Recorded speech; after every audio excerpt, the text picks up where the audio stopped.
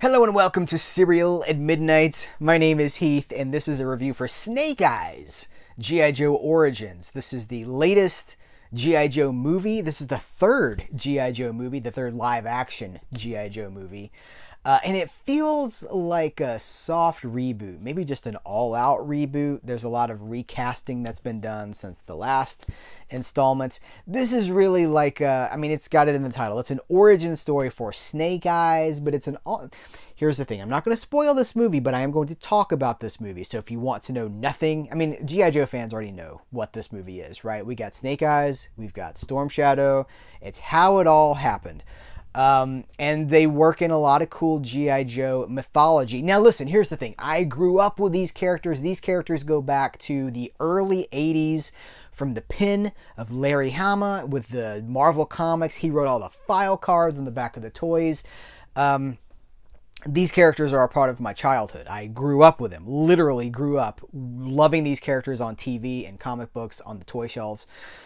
So the story is not necessarily new, but one of the things that Snake Eyes, the movie, does is it kind of cleans up the origin. Like there's been some tweaking and the details are different. And I guess it's okay, right? Because we get new versions of these origin stories every time these things kind of reboot themselves, every 5 years maybe. And so we're kind of used to, what does this look like now? So the Snake Eyes origin, it's different from the origin that I'm kind of used to, the established continuity for Snake Eyes as it has existed for 35, 40 years. But here's the thing. I really like what they've done. I really like this story. I really like that it's a character movie and the motivations for everybody, for Snake Eyes himself, for Storm Shadow, right? Because he's a big part of the story too.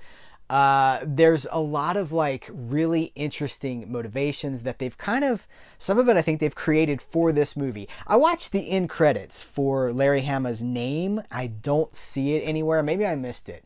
But I wonder what he thinks about it. Somebody call Larry Hama. I bet he actually really likes this because it's faithful, if not in the details, it's faithful in spirit to what I think is the core of that Snake Eyes Storm Shadow relationship, where he, what he wants, what's driving him, his loyalty. There's a whole thing about vengeance in this movie. It's actually a very detailed, very rich character movie, which is exciting because a lot of times, and even with the other two G.I. Joe movies, those are action movies that have had some character stuff kind of put into them. This is a character movie. This is essentially like the Kung Fu Quest movie where our heroes find who they are. Heroes and villains find who they are, have to decide what they stand for. I really like that. And if it takes some deviations from what I know, it felt of the right spirit to me. It's the most thematically mature G.I. Joe movie we've ever seen.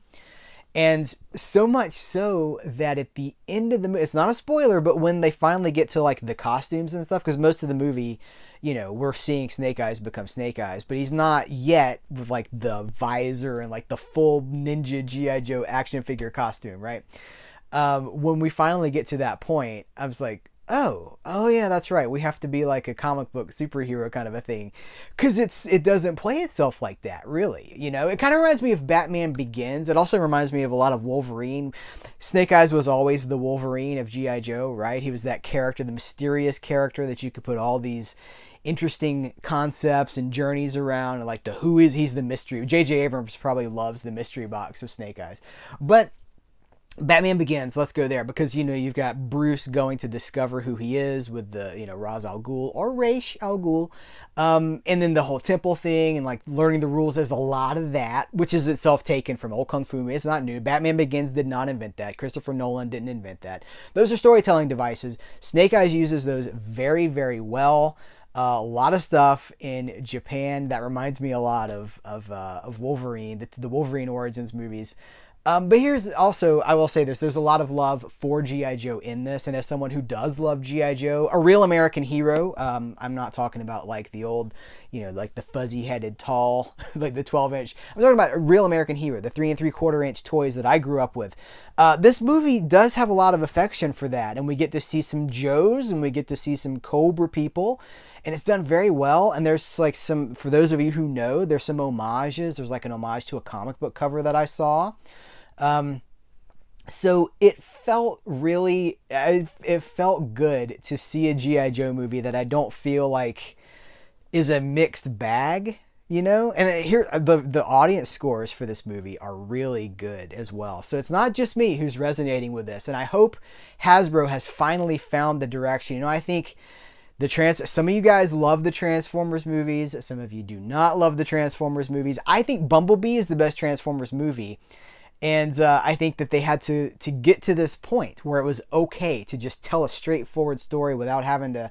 the thing about the Transformers movies is that the people are the stars of the Transformers movies, but there's always the robots were the stars. So we have a G.I. Joe movie that fairly is uncompromising in who these characters are, what motivates them, what Cobra is, who the Joes are. And it's not playing it with a wink, And I love that about it because it's not ironic, it's not camp.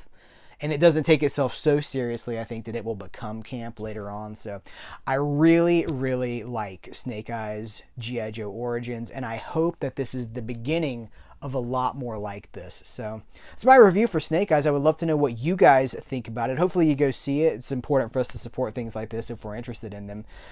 So let me know what you think in the comments below. Guys, take care. Until next time, I will catch you later.